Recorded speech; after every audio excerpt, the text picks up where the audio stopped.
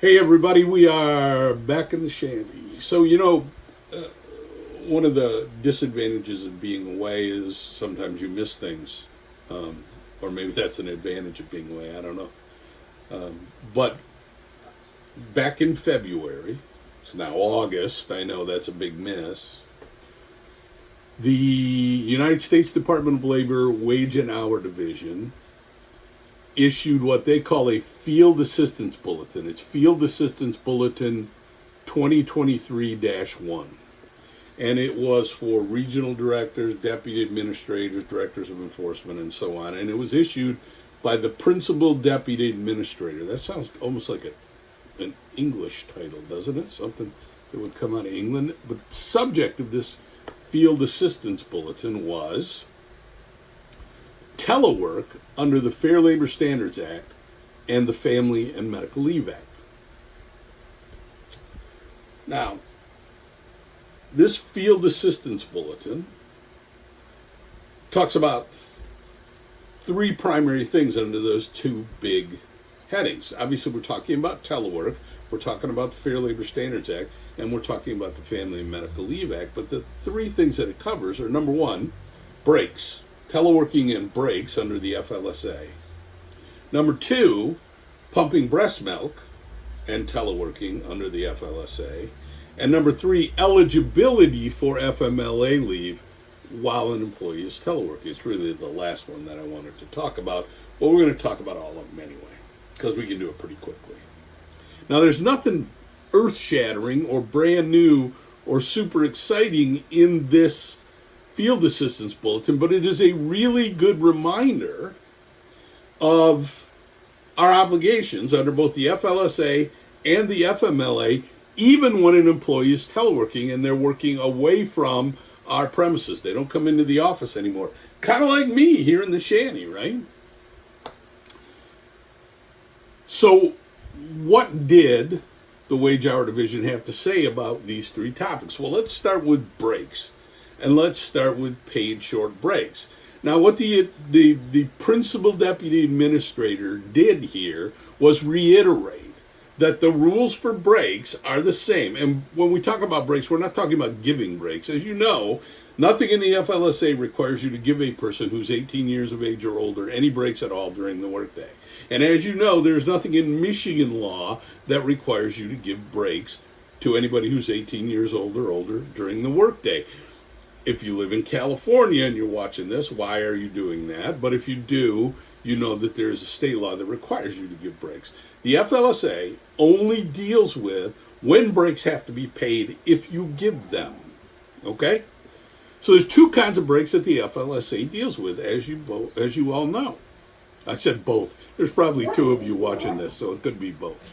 As you all know, there's paid short breaks and unpaid meal breaks. The dog's barking. I'm just going to let her bark.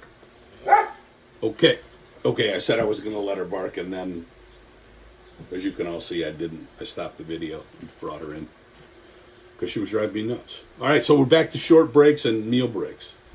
So when we're talking about paid short breaks, here's what the bulletin says. Whether teleworking at home or working at an employer's facilities, employees often take short breaks to go to the bathroom, get a cup of coffee, stretch their leg, and other similar activities. By their very nature, such short breaks primarily benefit the employer by reducing employee fatigue and helping employees maintain focus and be more productive at work.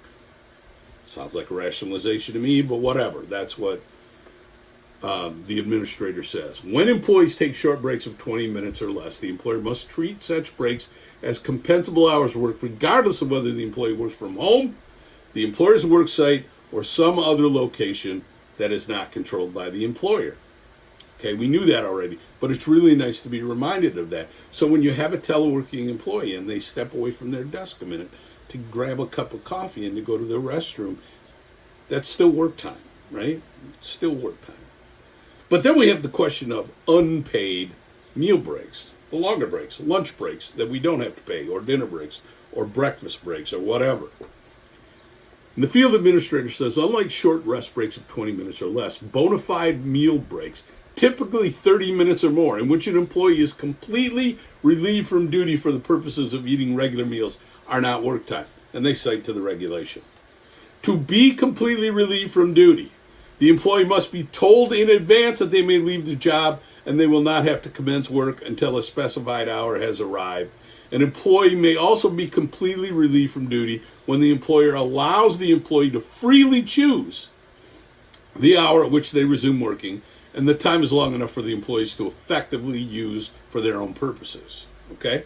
So there's two things there. Number one, you tell them, hey, your lunch is from noon to 1, or you say to the employee, you take your lunch whenever you want, you go when you want, come back when you want, but it's 1 hour or 30 minutes or 2 hours or whatever it is. And the Bulletin gives an interesting example here.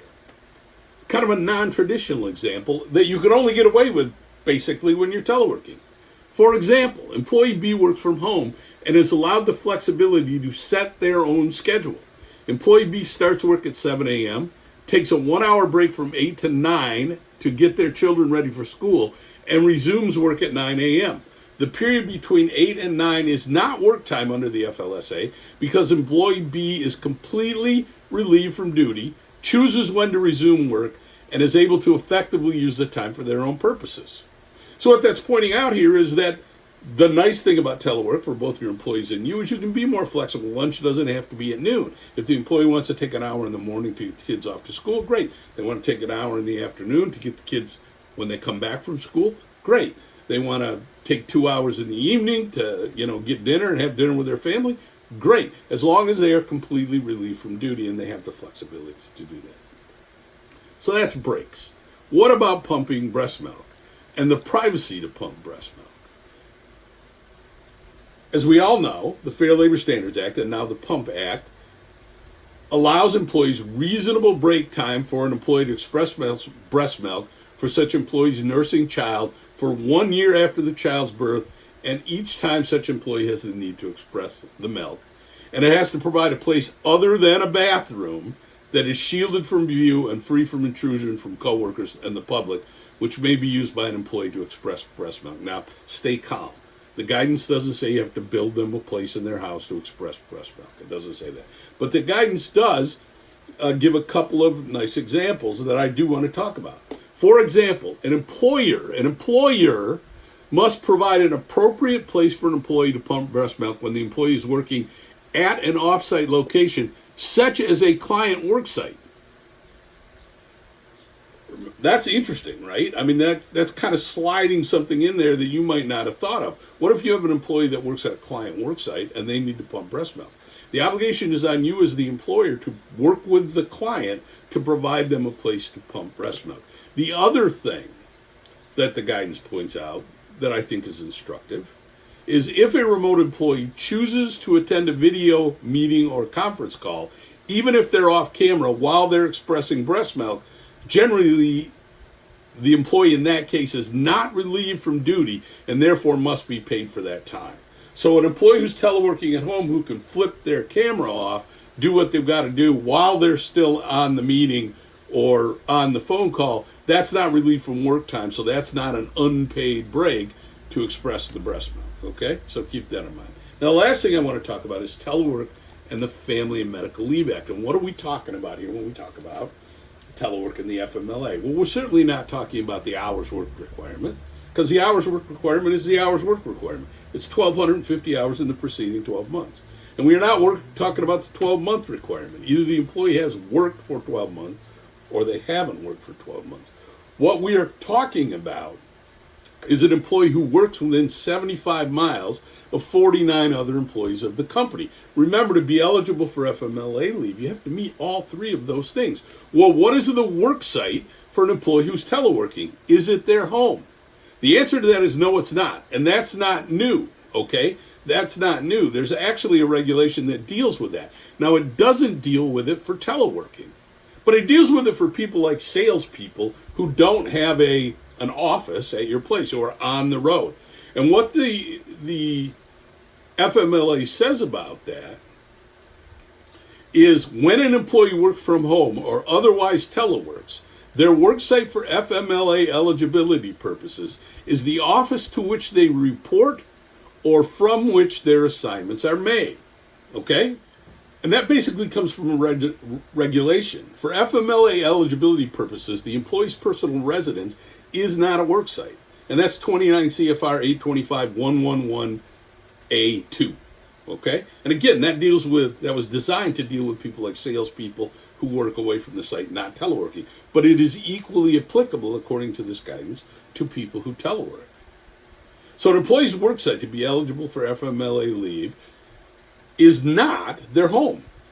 It is, remember, it is the office to which they report or from which their assignments are made. And here's the example, one of the examples that the guidance gives. Employee B works in a data processing for an advertising company headquartered in a large city and teleworks from her home more than 75 miles away. Many of the employees B's department telework from different cities and states. All teleworking employees are assigned projects for data analysts from the manager who works at the company's headquarters. Employees B's worksite for FMLA eligibility determination is the company's headquarters. The company's headquarters is also under the FMLA the worksite for all the data processors in employee B's department who telework from different cities and states but report to and receive their assignments from their manager at the headquarters. There are a total of 300 employees who work at or within 75 miles of the company's headquarters. Thus, the employee is considered to be employed at a worksite where 50 or more employees are employed by the employer within 75 miles of the worksite, even though she herself does not work within 75 miles of the company's headquarters. So that's important to remember when we're talking about teleworking in the FMLA. And the rationale for this, according to the guidance, is, look, the FMLA wasn't designed to take away protection just because somebody has the freedom and the flexibility, and you give them the freedom and the flexibility to telework. The FMLA protections still apply. Now, this isn't always as easy as it sounds, because one of the other things that the guidance says is the following. For FMLA eligibility, the determination of the worksite for an employee who teleworks is fact-specific and will be based on factors such as where the employee reports to work or the location where the employee's assignments are made. Now, calling that fact-specific means that there are going to be situations where a jury is going to have to decide that question. So before you deny somebody an FMLA leave because they telework in the Upper Peninsula, be careful. Their home is not their work site, and they may still be working at a facility within 75 miles of 40 down other employees. If you want to see the whole field assistance bulletin, you can find it on the DOL's website. If you have any questions about FLSA or FMLA and teleworking policies, which if you're doing teleworking you might want to have, give us a call. We're happy to help you out. See you next time.